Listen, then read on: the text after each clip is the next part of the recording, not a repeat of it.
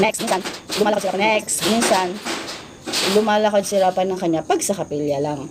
Tapos, medyo iniintay ko pa siya. At ito ang dahilan kung bakit siya laging late umuwi. Tapos, trinay natin. Okay naman, okay siya. And ito yung dahilan kung bakit nadidelay sila pa sa pag-uwi. Watch this! Ang special footlong ni Ka Aloha and shake. Busog yarn. Busog yarn. Kasing lasa gata ng Jollibee. Mas.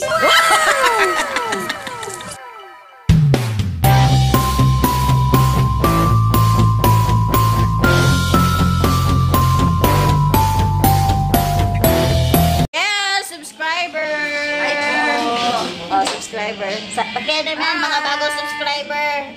Subscribe nyo naman ako. Mamaya na tayo. Mamaya na. Meron na tayo. Sige, pag-promote mo mamaya sa akin. Dali, promote mo inyong inyong parlor. Ano nga, Marika? Marimar. Marimar, promote mo inyong parlor. Ba't na dito ka? Dito po siya sa Pinoy Lista Salon. Punta po kayo dito. Dito si Mang Vlogger. Anong street kayo? Pinag-pig burgers po. Punta kayo. Parang ako din pumunta. And, matapos tayo sa pagpapapedicure kasi naaawa na ako sa aking kuko. And, andito ngayon tayo sa City Mart and meron tayo na isbatan. Dito na isang freezer. Tapos meron nakalagay na Pure Foods products, mga ulam siya, frozen. Tapos i-heat na lang. Tapos try natin tong pork humba at saka ang ating kare-kare. And ang banas. So ito na yung ating damit. Hindi na ako nakapag-fit kanina. So ngayon na lang. Pagbigyan nyo na ako kasi yung isang first video natin, halos hindi ko na mapagkasya. Ine-edit ko pa nga kaya yun. Kasi naparami ang daldal ko dun sa first video natin kanina. And so, ito, meron pa akong blouse. Tinatamad din kasi ako maghubad. Tapos may ano pa akong maong na leggings. Maong na pedal. So, tingin nyo, re-repair ko pa ba to? Kita nyo ba? Yan.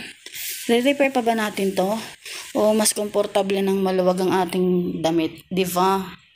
Tapos rubber shoes. Sa tingin niya, masyado pa lang napadark ang ating order na kulay. Ito ba yung order kong kulay? Napadark masyado. Sabi ko, magiging maputi ako pero parang hindi pa rin ako maputi. Hindi pa rin maputi. And so, tingnan lang natin sa finals kung anong kalalabasan. Ayan. Ayan ang kulay niya. Ayan. Ang mahalaga, hindi bakat yung acting tinatago-tago. Siguro kulang lang sa plancha. And, sa tingin niya? Okay na ba yan? Hindi ko nare-repairin. Sa Lexa side. Okay na yan. And, hi! It's Saturday afternoon. And yun nga, dahil nga tayo hindi natuloy dahil sa Pure Foods ba yun? Kasi ang mahal. May cost na parang 300 yung isa naman ay parang 280. Di parang umorder ka na rin sa restaurant. Pero ikaw pa mag-iinit. And so, binili ko na lang. Dito tayo natuloy sa Pure Foods na tender juicy hotdog na corn dog siya. Try natin. Pwede daw siyang i-deep fry. Kasi syempre, ang daming mantika nun. For 2 to 3 minutes. Oven na may degree Celsius pa siya. 16 to 20 minutes. Pwede din sa microwave. Tapos, ang gagawin natin ay sa microwave na lang. Initin natin siya ng 50 to 55 seconds. Sa microwave na lang mas madali.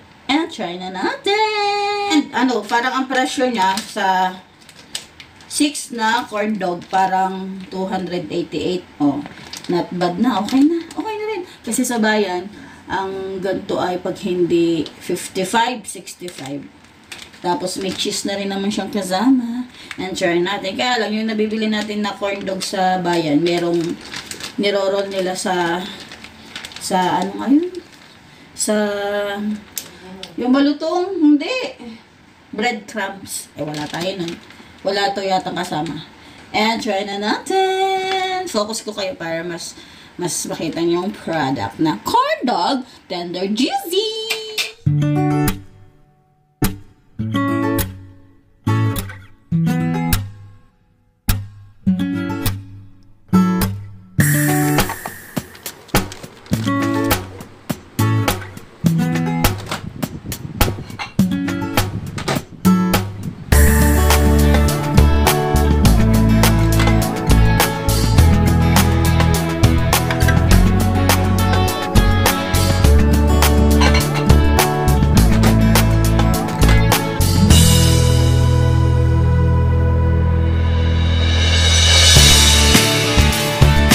dahil nga frozen siya, tumagal pa ng 1 minute na pagde-defrost, tapos mahigit pa yung 1 minute pa rin sa pagpapainit.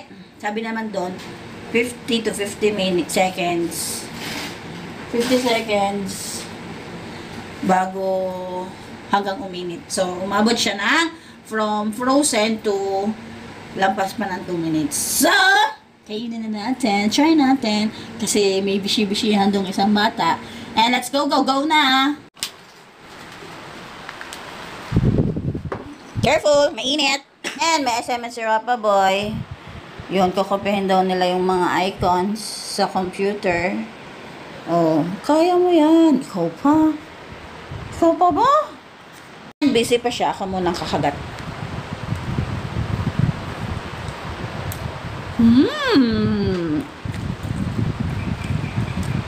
Wala lang tayong sauce na. Marami pa tayong tira doon. 4 pa. Oh. Tatry natin sa deep fry. Tapos bibili tayo ng dressing. Mayonnaise with ketchup. Para sa akin. Ay, may mustard doon. Try naman pala natin mustard. Ito.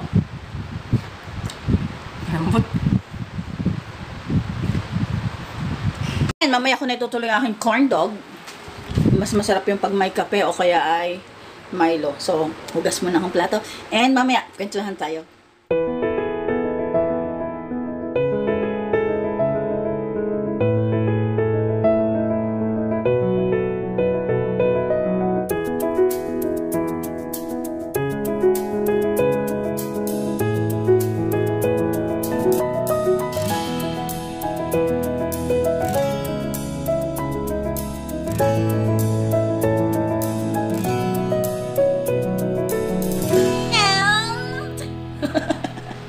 Nakita na yung mga pictures namin kanina. And dahil may pinuntahan kami sa church, kaya todo accessory ang inyong lola. And so, ano na bang napaghulihan nating topic? So, kung saan tayo pupunta? Yes, pupunta tayo sa lolo, doon sa New Zealand! Yes! Medyo ang balak namin nung una ay for vacation lang, pero dahil nga sobra to the max ang aming nilakad ng mga papeles, gastos, at saka yung yung parang mahihirapan din kami kung vacation lang, kasi tulad ngayon ang summer vacation nagiging 1 month na lang, so kailan tayo magbakasyon. At saka medyo alangan din yung release ng visa namin kasi alangan sa summer vacation, dapat basta marami yung mga dahilan. Tapos yun nga, so, ang nabimbalak na namin, at least ay doon makagraduate si Rapa Boy ng high school. And then, so, sa college, bahala na kung anong i-adya ng kapalaran. Kung doon pa rin siya magka-college or dito na sa Pilipinas. And basta, Dito na. bahala na. Malay nyo, baka si Rapa mismo ayaw umuwi. Gusto na niya mag-aral sa New Zealand ng, anong course? Anong course mo? Dati noon, pag tinanong mo siya ng course, ang dami niyang trabahong gusto. Pero ngayon, nag-high school na siya, hirap na siya pumili ng course. Dati, gusto niya. Pumili ng course. Dati, engineer, doktor, engineer, doktor, at kung ano-ano pa, yung architect din. Ngayon, nagdodrawing siya sa ICT niya. Parang hirap na siyang pumili ngayon ng course kasi nararamdaman niya hindi ganon kadali ang pumili ng iyong career. And so, bahala na si Lord kung saan natin siya isasalpak. Ang mahalaga ay magkakasama kaming tatlo, and malay nyo Magiging kuya na ako! and malay nyo madagdagan. And so, dito na tayo sa realidad.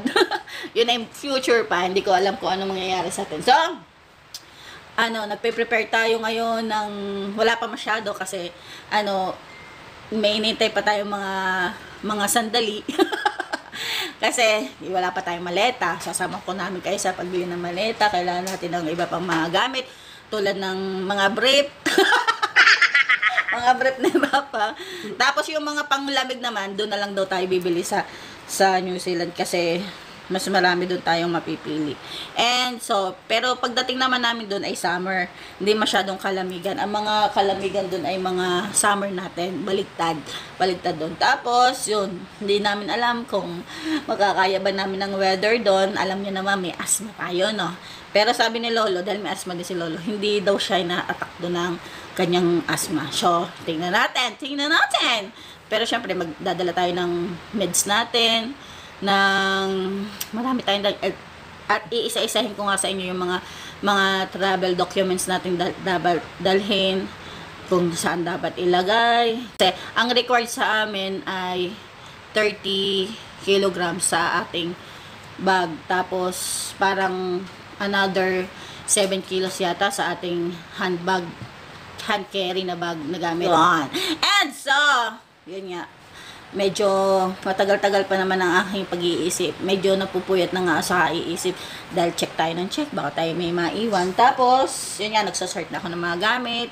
Madami pang dapat kailanganin. Tapos, syempre, intindihin natin yung mga bills natin, kung saan natin i-bibilin, and kung magbibili ni tayo dito sa bahay, kasi basta madami, pahapon na. And tingnan natin kung ano magiging view ng ating bahay sa labas. Kasi napakita ko na naman yung loob natin yung garden natin sa umaga. Yung loob, napakita ko na din noong tayo huling nag-iba na nga lang ulit ang arrangement natin. Kasi may gumagamit ng bahay natin para sa Bible study. Why not? Pwede naman. So, may space kasi pag ganito ang ayos. Kaya yun. Tapos, papakita ko naman sa inyo yung view natin sa dapit hapon sa labas ng ating bahay. And ang mga ating mga kaganapan. And see you on my next vlog. Bye! Watch this!